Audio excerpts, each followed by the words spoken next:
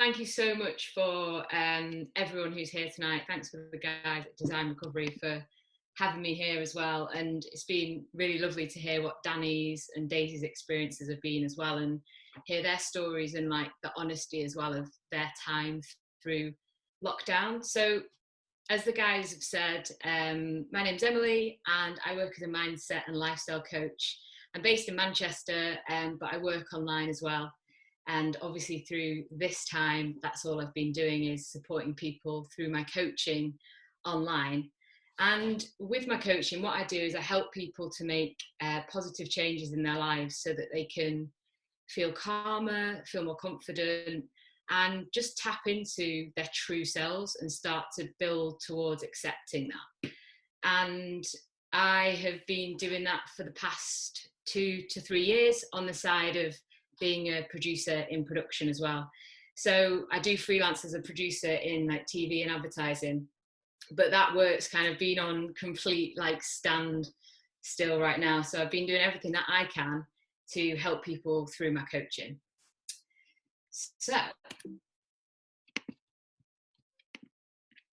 I'm going to talk about, like Daisy and Danny have done, my experience of lockdown, the lessons I've learned, the tools that I've been able to use to process this. And I've seen lots in the chat already about what tools can I have and all that sort of stuff. So hopefully what I say can help you navigate through this uncertainty a little bit as well. And I hope obviously by sharing my experience of lockdown and the lessons that I've learned, I can help you to do that and to create some calm in the chaos. So creating calm in chaos, this is what I've been making an extra effort to be doing, especially like during this time. And it's something I've always tried to be doing in my adult life. But the key word here is tried. Always tried to be doing this. So lockdown for me, like we've kind of all been exploring already, has been an emotional roller coaster. Even though I'm a coach and I'm an optimist, I am human. I felt anxious, I felt exhausted, guilty, I felt sad. But on the flip side of that, I felt calm, I felt contented, I felt happy. And I felt connected to myself, to my loved ones, to nature. And my appreciation for the simple things has like massively increased and being reaffirmed, which I'm sure everyone listening can really relate to. And I've also felt creative. Our living room's been transformed into a cinema, a dance floor, a restaurant, a yoga studio, and a co-working space, and even a spare room as well. So here are a few little pictures just to show you that we've transformed one space. And I've seen so much of this, and even tonight, that creativity is what a lot of us lean upon when we're going through times of difficulty and when we're going through adversity. And it's amazing to see what people have done to carve out moments of fun in a difficult time with limited space. And it's times like this where creativity is really, really important, so we can carve out those moments of joy and fun to help us cope. More on that a little bit later. So however we've felt during this time, whatever we've gone through, however we've travelled down that emotional roller coaster, we've all gone through a loss. And whatever that might be, our freedoms have been limited, our work's been affected, opportunities stalled, plans cancelled, our health at risk potentially as well. All this stuff just spiralling. And at the same time as all of that stuff and navigating the roller coaster up and down, I've also been navigating another loss. And just before lockdown, a friend of mine lost her battle to cancer. And I hadn't known her for ages, but I'd been supporting her. I'd been trying to give her small moments of joy and fun, like I talked about before. So this added to, this uncertainty and this feeling of sadness and emotion. So it already felt strange, and then it felt even weirder. I was now caring for those around me who'd been affected by her passing. I was looking after myself as best as I could. And I was trying to process like everything that was going on with COVID-19. And it was a weird emotional roller coaster. So why am I sharing all of this with you? Well, like everybody, I think that when you go through experiences and we go through loss, we gain perspective. And for me, this passing, which was really sad, it gave me that perspective, and it put life and death right in front of me, and it allowed me to relook at the important questions that I'm sure many of you have talked about with your friends, your family, like what actually matters, what actually brings me joy, am I living in line with my values? And even if these questions you kind of don't know the answer to yet, hopefully it's this time has been like a chance to start to dig into that a little bit more. And it really reminded me as well to just keep creating small moments of joy, of love, of support for myself and for other people. But how did I cope, emotionally? It's all, well and good that I've taken something from that and got that perspective. Well, I let myself cry, I let myself laugh, I let myself ride the roller coaster. And I'm quite fortunate that I'd already created tools and rituals, and I've got support systems in place that I know I need in difficult times. A few of them have been, I check in with myself, daily, and I was doing that even more. And I do that through writing. I'll write in a journal and I'll spot what I'm thinking and what I'm feeling. And by doing that, I'm able to address things and ask myself, what do I need?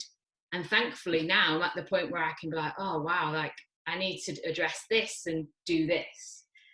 I maintained filters on my consumption, like Daisy was saying, of my social media, of my news intake. And you're in control of what you put in, so really do follow Daisy's advice on that and control your consumption. I increased my self-care rituals as well, and I looked after others, both professionally and personally, and that gave me a lot. But I let other people look after me as well. And as well as all the self-care stuff, I did stuff that got me out of my head. I danced, I was silly, I listened to music. I even tried to record a song with my girlfriend, which was a newfound talent of mine. So I created the space and the time to just feel it, to process it, and try my best to soothe myself through it.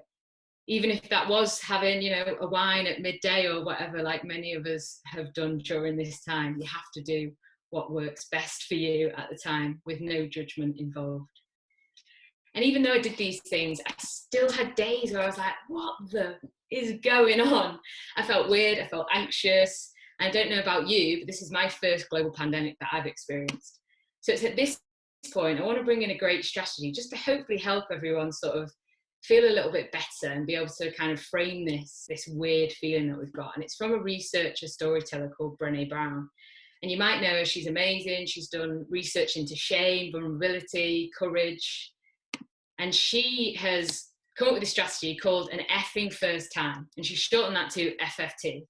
And what this means is it helps us get through something new, like a global pandemic, for example. So when something is new, we wobble, we feel anxious. And this is exactly how we are meant to feel. And just knowing that can help us feel better. And this is how it works. So you've named it as a global pandemic. That's the first time. So once you've done that, you have to try and normalize it, which you might be like, how do you do that? But what I mean by that is you normalize the feeling. So you say to yourself, it's okay that I feel scared, anxious, worried. This is a new experience for me, and it's normal to feel how I feel. And I've felt this before. And next, you have to try your best to create some perspective by saying to yourself, this feeling is temporary. And although I've never gone through a global pandemic before, I've gone through feelings like that.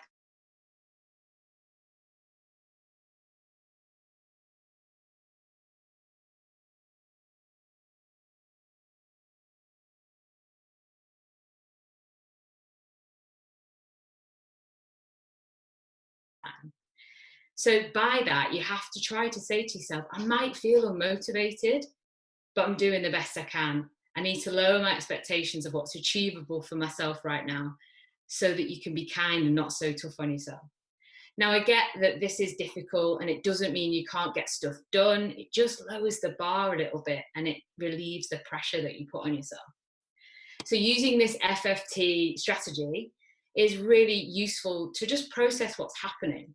It doesn't allow us to ignore what's happening, but it helps us just to realize however we're feeling is okay. This is new.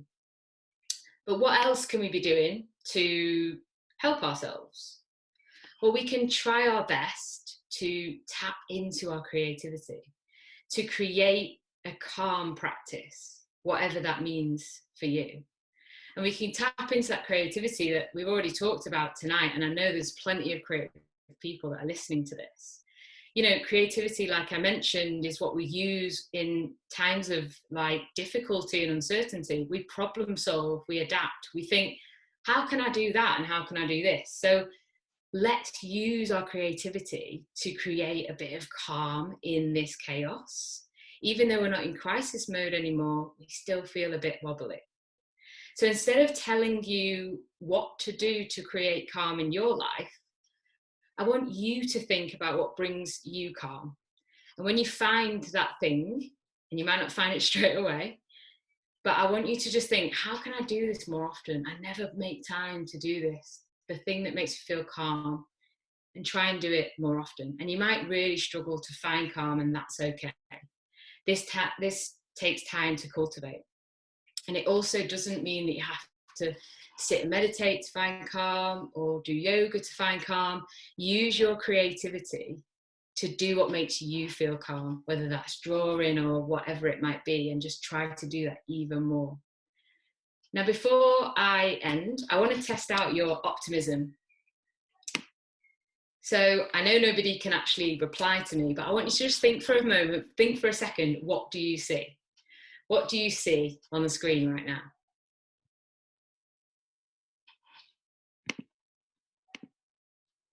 I see opportunity is now here. So you have a choice, and choices can be hard, but you have a choice to how you respond to what is happening. You have a choice to where your attention goes, and you have a choice to create a calm practice, to accept where you're at, even though it's difficult, and adapt to it because you can, and you've got the creativity to do that. You've got the creativity to figure out what you want, and you've got the creativity to try and live more in line with what you want and what you value.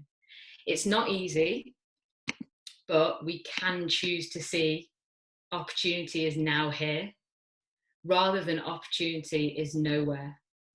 We can use our creativity to help us through. So my final things to say are, you know, changes and choices are really hard. I've made many changes and choices in my life that are hard, but they're worth it. And remember, this is an effing first time. So if you feel anxious, then that is okay. But always remember, you've got your creativity and you can find calm in the chaos.